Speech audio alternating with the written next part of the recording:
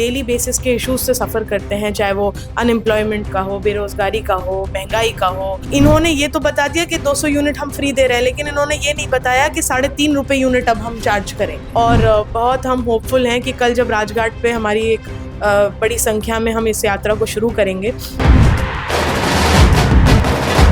400 पार तो बहुत दूर की बात है, वो अपनी सरकार भी बिना अलायंस के नहीं बना पाए। और ये इन्फॉर्मेशन भी है कि राहुल गांधी जी यात्रा में पूरी तरह से सहयोग करेंगे।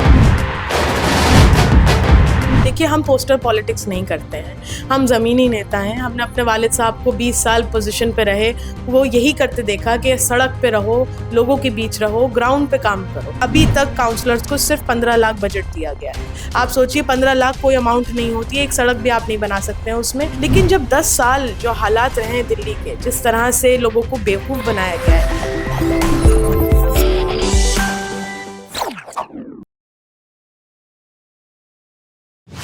नमस्कार, आप देख रहे हैं दी कंटॉप। मैं हूं आपके साथ प्रफुल्ल।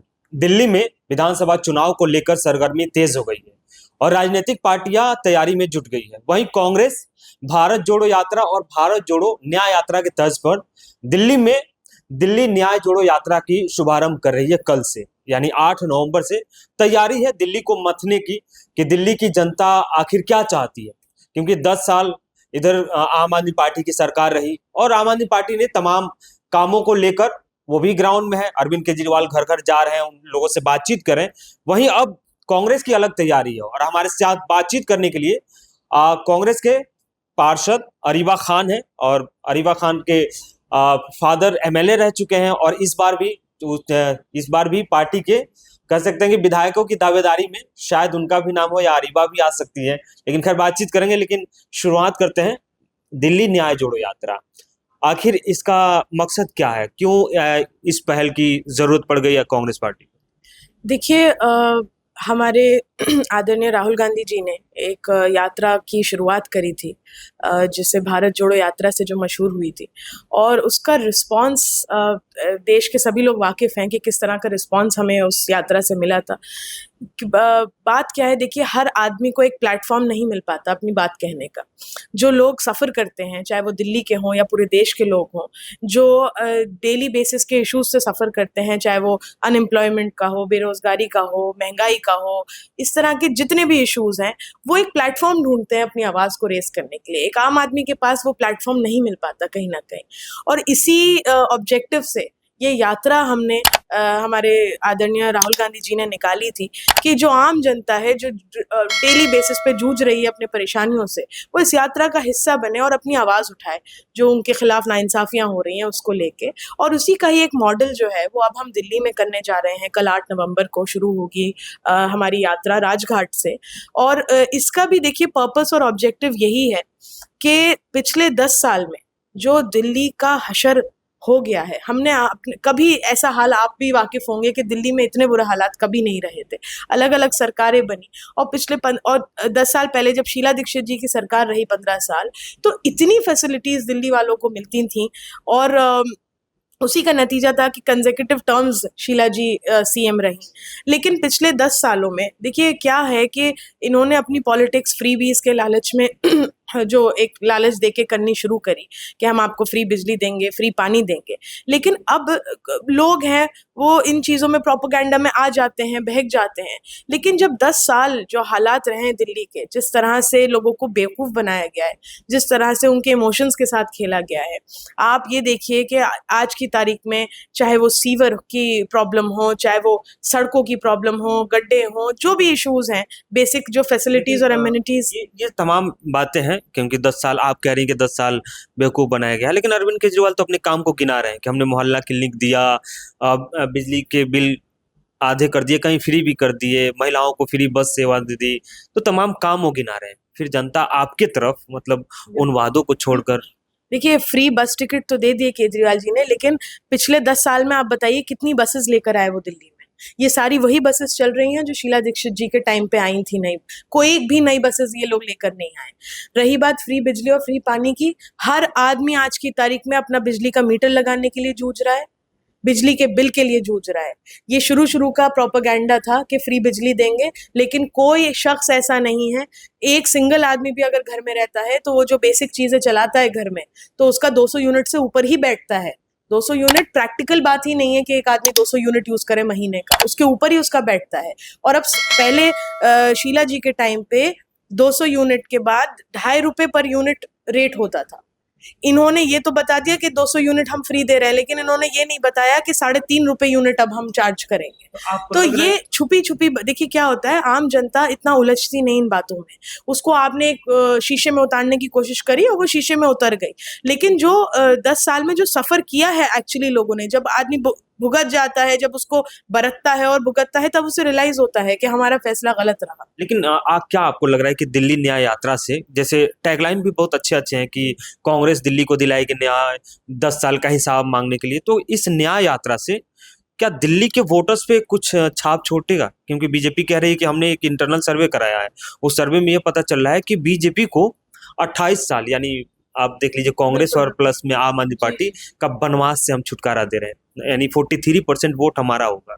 नहीं, देखिए, जब भारत जोड़ो यात्रा निकल रही थी तब बीजेपी ये भी कह रही थी कि हम 400 पार लेकर आएंगे, हम 400 पार जाएंगे और सरकार बहुमत से बनाएंगे। लेकिन आप देख सकते हैं कि रिजल्ट क्या निकला। 400 पार तो बहुत दूर की बात है, वो अपनी सरकार भी बिना अलायंस के नहीं बना पाए। तो उनके कहने से कोई फर्क नहीं पड़ता।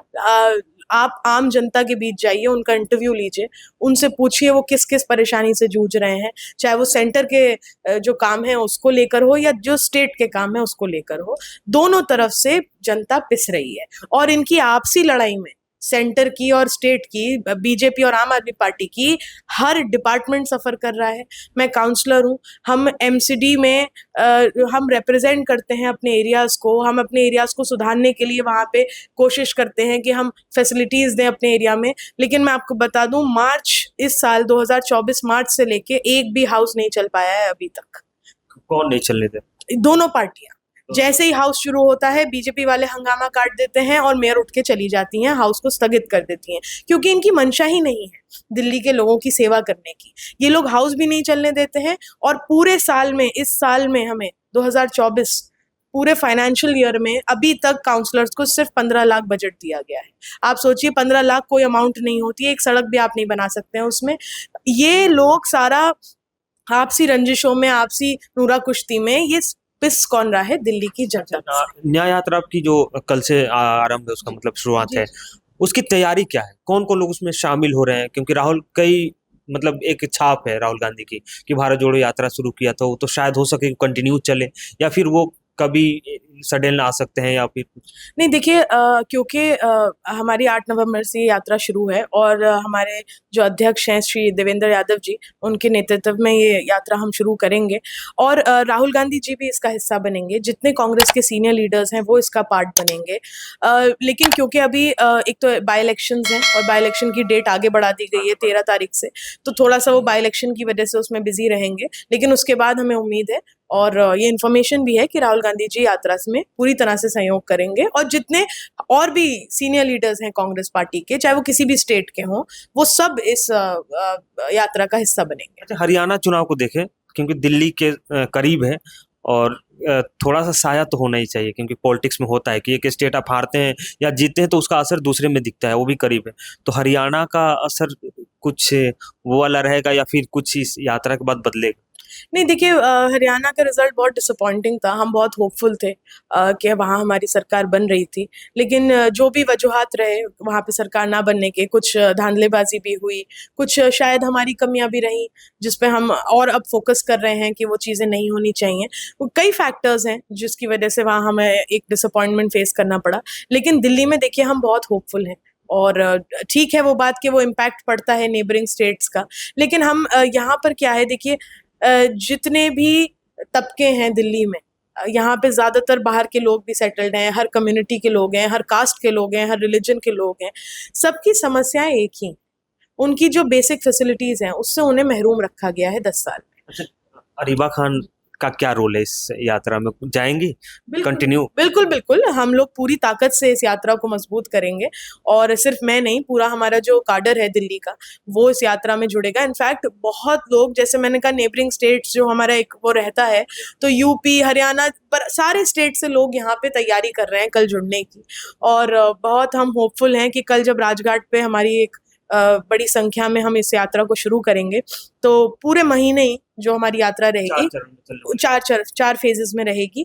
तो उसमें हम बहुत होपफुल हैं कि हम भी और जितने भी दिल्ली का हमारा काडर है वो मजबूती से इस यात्रा। पोस्टर बैनर बहुत लगे हुए हैं क्योंकि चुनाव आने वाला है, मतलब चुनाव की तारीख की तो ऐलान नहीं हुआ है, बट नेताओं के पोस्टर बड़े चमचमाते मुस्कुराते अभिवादन कर रहे हैं। तो अरीबा खान एमसीडी के काउंसलर बन गई हैं, अब नेक्स्ट कहाँ देख रही है? क्योंकि फादर भी हैं आपके, जाहिर सी बात है कि एमएलए रह चुके हैं, पार्टी के वरिष्ठ नेता भी हैं, लेकिन अरीबा खान कहाँ है इसमें? कहीं सुनने में आता है कि अरीबा खान हो सकता है कि विधायकी का कैंडिडेट हो। देखिए, यूजुअली क्या होता है कि लोग काउंसलर का इलेक्शन लड़ते हैं इस उम्मीद में कि अब अगला स्टेप हमारा एमएलए रहेगा, वो एक स्टेपिंग स्टोन होता है। लेकिन मेरा थोड़ा सा इसमें व्यूज अलग है।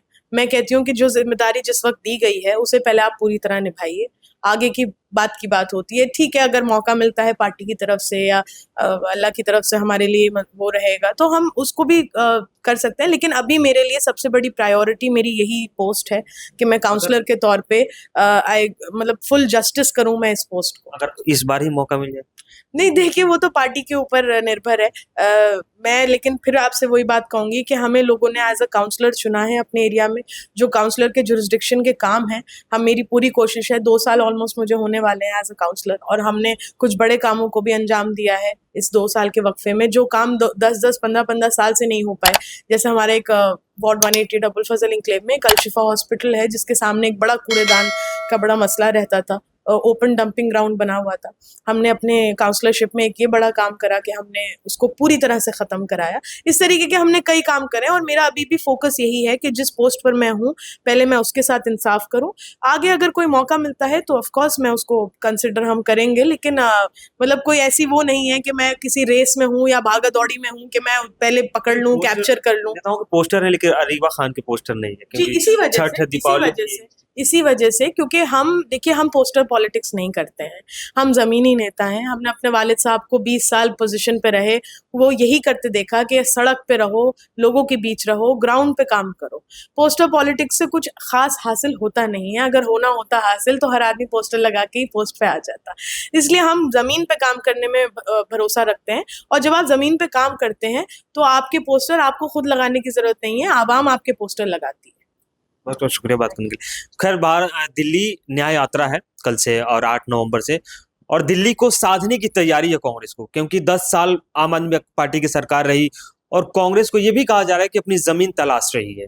तो अब देखिए इस न्याय यात्रा से दिल्ली को कितना न्याय मिलता है, या कांग्रेस के साथ जनता आती है या नहीं आती है, ये तो खैर बात पे अगले चुनाव पे डिपेंड करता है। तो खैर बने रहिए हमारे साथ, न्याय यात्रा से जुड़े हो या दिल्ली की समस्याओं से जुड़ी खबरें आप तक हम पहुंचाते हैं।